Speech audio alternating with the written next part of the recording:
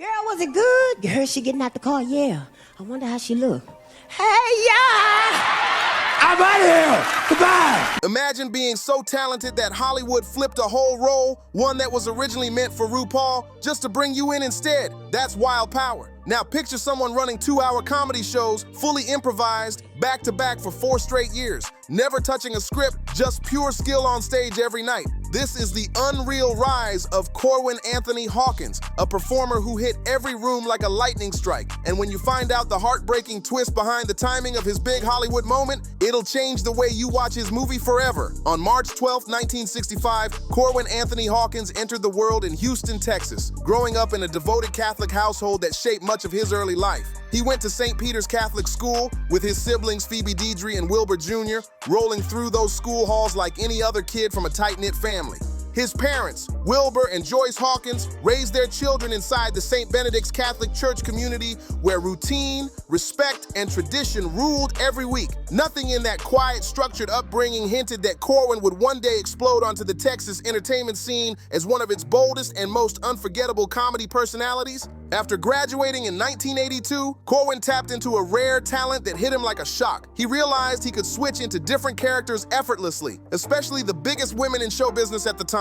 This wasn't simple dress-up or casual lip-syncing. This was full transformation, confidence, and performance blending into something electric. Corwin had discovered the art of female impersonation, and he wasn't just good at it. He was about to flip the whole scene and create something nobody had ever seen before. By the late 1980s, Corwin wasn't just hitting Houston clubs anymore. He was taking over the whole scene with a wild new kind of show that nobody else could even dream up. Every Tuesday night for 4 straight years, people packed into Texas venues just to see what he'd do next, because every week felt like stepping into something legendary. Like I said, I thank all the contestants for coming out tonight, and being Miss Gay Texas is so wonderful because I get to travel all over Texas and meet a lot of wonderful people. And you people in San Antonio especially, you have been very wonderful for me when I was working here regularly. I thank you so much. What he delivered was unreal. A 2-hour stand-up comedy show built completely on the spot. No script, no outline, no safety net. Just pure talent flying out of him like it was nothing. Not one joke was written beforehand, not one setup was rehearsed, and still he'd own the room like he'd been planning it for months. Most comedians grind forever to polish a single special, but Corwin was creating brand new material in real time, and the crowd kept begging for more. His signature move always hit hard. Corwin would show up looking like full-class elegance. Sharp bob hairstyle, a clean designer Chanel 2-piece, and luxury Ferragamo shoes shining under the lights. People saw this pageant-level beauty, a complete picture of high-end confidence, and then the music kicked in and everything flipped in the wildest way. As his stage persona, Amazing Grace, Corwin flipped every expectation people had of performers in that scene. While many female impersonators went for long, flowing evening gowns, he hit the stage in outfits that pushed every limit and kept everyone guessing. Throughout the night, he switched wardrobes again and again, each looked sharper, flashier, and pricier than the one before. It was a full visual show, and that was just the warm-up. The real magic kicked in when Corwin started working the crowd. If you sat near the front, you were basically volunteering for chaos, even if you didn't mean to.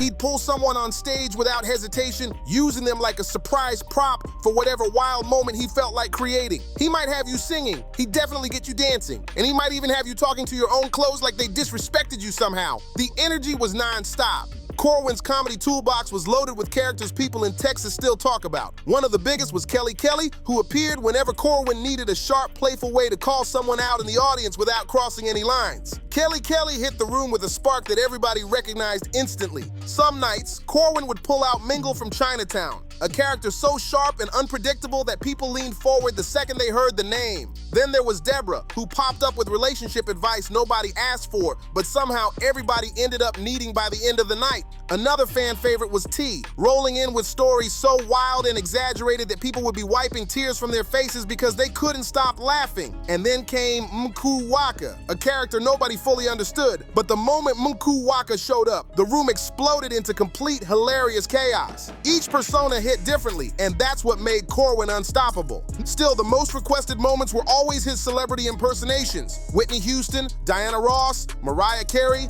and of course the fierce icon, Grace Jones. When Corwin slipped into Whitney mode, clubs would fall silent in shock, except for the gasps of people recognizing the accuracy instantly. Every gesture, every head tilt, every soft hand movement was dialed in perfectly, almost eerie in how real it felt. Some folks even closed their eyes and swore Whitney was right there in the building with them. But Corwin wasn't trying to stay just a local legend. In 1991, he stepped into the Miss Gay Texas pageant as Amazing Grace, ready to take things to a whole new level. The competition was intense. Performers rolled in from Dallas, Austin, San Antonio, all bringing their sharpest routines and biggest stage energy. But Corwin didn't just win. He shut the whole place down so hard that judges started comparing notes like they might have just watched a historic moment unfold right in front of them. The next year, he grabbed another crown, Texas Entertainer of the Year. At that point, it wasn't about beauty or gowns anymore. It was straight up respect for raw talent. What about women? You mean fish? Yeah. Fish, And Corwin carried that title with serious pride as he locked his focus on taking things national. He knew he was built for a bigger stage, and he moved like someone who wasn't about to play small for anybody. In 1992, Louisville, Kentucky hosted the National Entertainer of the Year competition, and every major city, New York, Los Angeles, Miami, and more, sent their strongest performers to fight for the top spot. Corwin pulled up with suitcases loaded with outfits and a mind overflowing with wild, improvised comedy that nobody could guess, match, or prepare for. He stepped into that competition ready to spark the whole room with something totally unpredictable. The other competitors rolled in with polished routines, tight choreography, and jokes they'd rehearsed for months. Corwin stepped on stage with none of that. He just felt the room, watched the judges, and built the entire performance in real time like it was second nature. He reacted to every smile, every shift, every vibe, turning the moment into something alive. So when they announced the winner, nobody even blinked. At just 27, Corwin Anthony Hawkins became the National Entertainer of the Year, and the whole crowd knew they'd witnessed something special. I can't believe you just did that. You are my stuff and you know it, don't even try.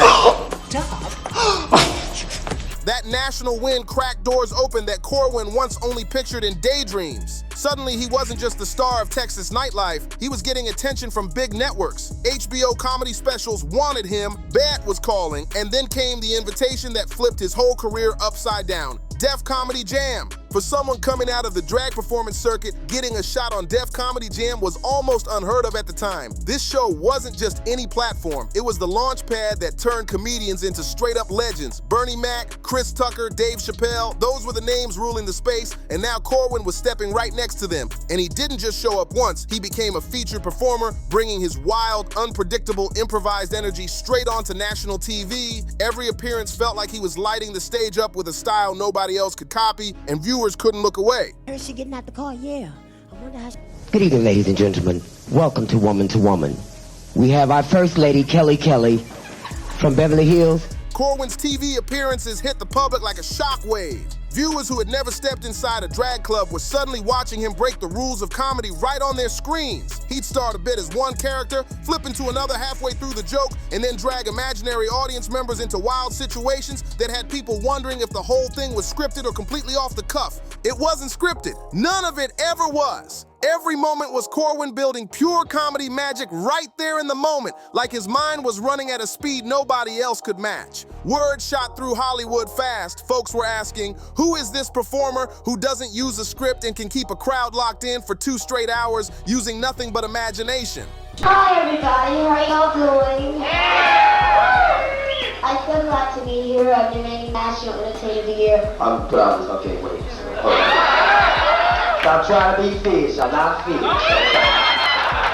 I'm talking. Suck the head, eat the tail. Casting directors started showing up to his live shows, slipping into the back rows, scribbling notes, and calling studios before the night was even over. One of those watching was Keenan Ivory Wayans, fresh off the massive success of In Living Color and gearing up to direct his next movie. Wayans had a problem though. He was developing an action comedy called A Low-Down Dirty Shame, and there was one role he just couldn't fill. Nobody fit the energy he needed. Nobody could hit that perfect blend of comedy and personality until he saw Corwin light up the stage. The character's name was Peaches, and the role had originally been written specifically for RuPaul. That was the plan from the start. But once Wayans saw Corwin on stage, saw how he could command a whole room, build jokes out of thin air, and give real depth to characters that could have easily felt flat, everything shifted fast.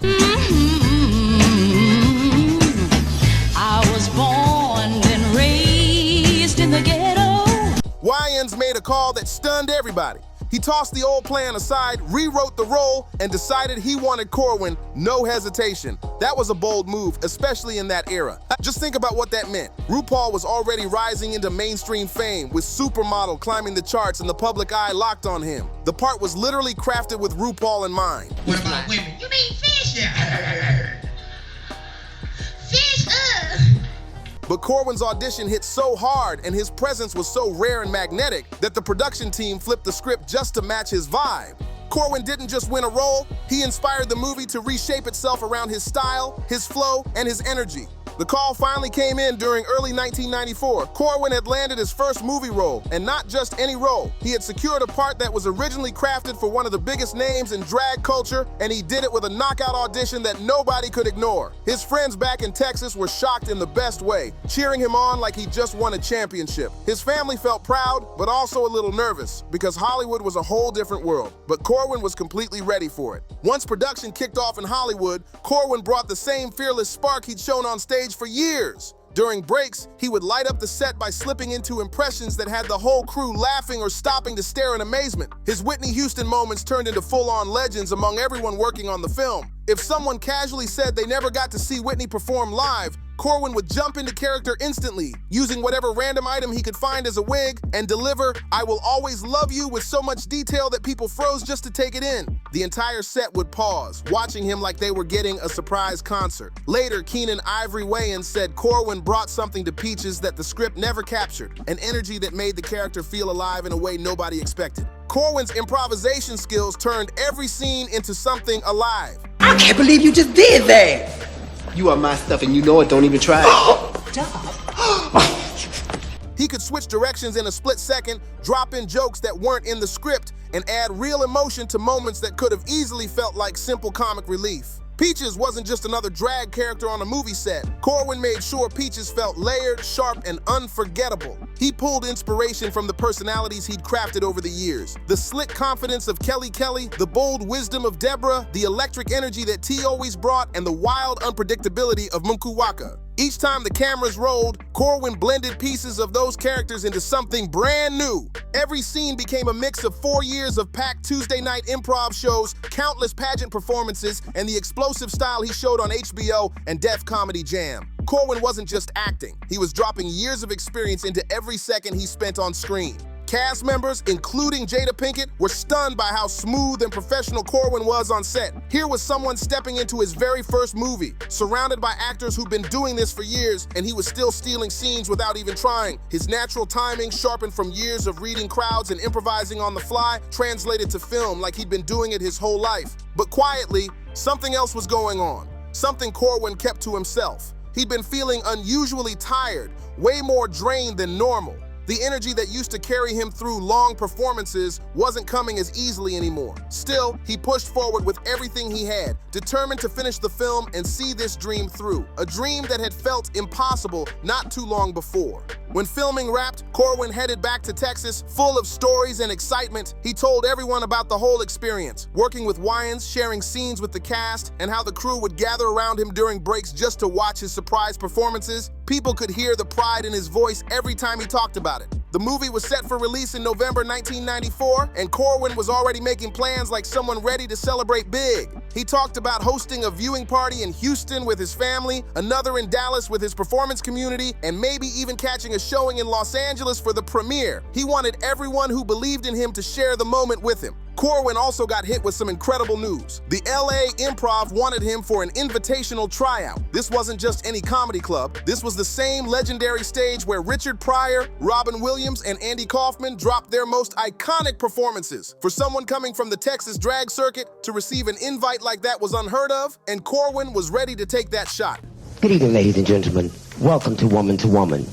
We have our First Lady, Kelly Kelly, from Beverly Hills. His plan was solid. Let the movie premiere, ride the momentum, and use the spotlight to jump into a full mainstream comedy career. But by late July 1994, things took a turn he never expected. What he thought was just exhaustion started showing signs of something much more serious, and doctors discovered he was dealing with pneumonia, a diagnosis that, in that era, often came with heavy fear and uncertainty. Corwin ended up at Baylor Hospital in Dallas, fighting to recover with everything he had. On August 5th, 1994, at only 29 years old, Corwin Anthony Hawkins passed away, leaving behind a legacy built from pure talent, hard work, and unforgettable performances. This was the man who freestyled his way to national attention, who impressed Hollywood so much he landed a role originally written for RuPaul, and who inspired Keenan Ivory Wayans to rewrite an entire character just to match his unique presence. And here's the part that hits the hardest. A low-down dirty shame didn't reach theaters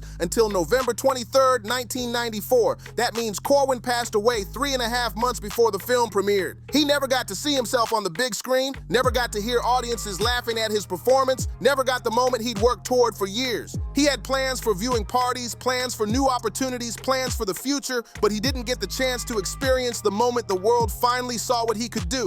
Corwin had spent months planning for the moment his movie hit theaters, and when it finally dropped, critics lit up the character of Peaches as one of the film's biggest standout moments. They had no idea they were watching the first and only film performance from someone who had passed away just months earlier. Audiences instantly connected with the energy, the warmth, and the sharp humor Corwin brought into every scene, and people walked out talking about him like he was about to be the next big name. His family attended screenings in Houston, watching their son shine on the big screen and feeling his presence through every line and every moment. Performers from the Texas scene organized memorial showings, trading stories between screenings about Corwin's legendary Tuesday night sets that had become part of local history. The clubs where he performed for years held tribute events honoring what he brought to their stages and how he changed the atmosphere every time he walked in. Everyone agreed on one thing: nobody could do it the way Corwin did it. And the timing? That's where the heartbreak cuts even deeper. In 1994, Hollywood was finally opening doors for performers with bold, expressive styles like Corwin's. That same year, movies like The Adventures of Priscilla, Queen of the Desert, and To Wong Fu were in production, films that pushed drag and gender-bending performance into mainstream spotlight. Hollywood was finally ready for talents like Corwin, and he was right on the edge of stepping into that moment. Corwin had the full package: improvisation skills that couldn't be taught, national exposure from Def Comedy Jam, and natural charisma that pulled people in the second he hit a stage. If things had gone differently, he could have built a major career across film, TV, and stand-up. Directors who watched A Low-Down Dirty Shame reached out wanting to hire this fresh new face, only to learn the heartbreaking truth that he had already passed away. The LA improv slot that could have pushed him straight into mainstream stand-up went to someone else, simply because he wasn't there to claim it. Hi everybody, how y'all doing? I'm so glad to be here. I'm your main National Entertainer of the Year. I'm proud as I can't wait. Stop trying to be fish. I'm not fish.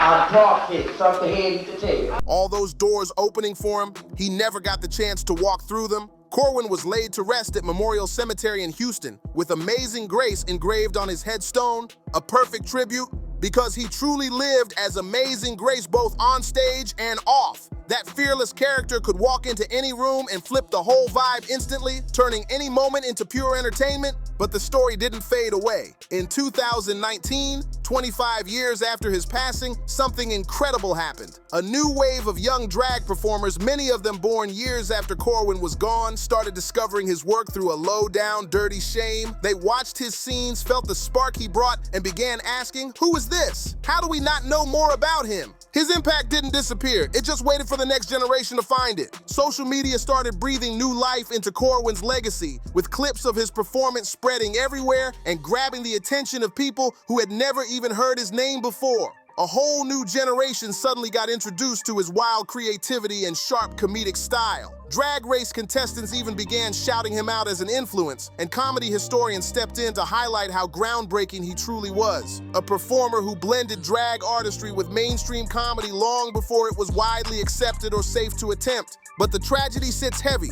Corwin never knew the size of his impact. He passed away believing he was simply a Texas performer who caught a lucky break with one movie role. He never realized that role would inspire future drag artists and comedians. He never knew that the fact he beat RuPaul for the part would go down as a legendary moment in drag history, and he never knew comedians would one day study his style, trying to figure out how he could pull off 2 full hours of fresh comedy using nothing but instinct and imagination. Corwin stood 5'9", and maybe he looked small on that big movie movie screen, but his presence filled every frame like he owned it. Every character he built, Kelly Kelly, Deborah, T, MQ Waka, all of them lived on through that single film performance, carrying pieces of his spirit and talent to everyone who discovered him years later. Every Tuesday night improv set, every pageant win, every moment he lit up Def Comedy Jam, all of it stacked up to that one movie role he never got the chance to see himself perform. It really makes you stop and wonder, what would Corwin Anthony Hawkins have become if pneumonia hadn't taken him at just 29?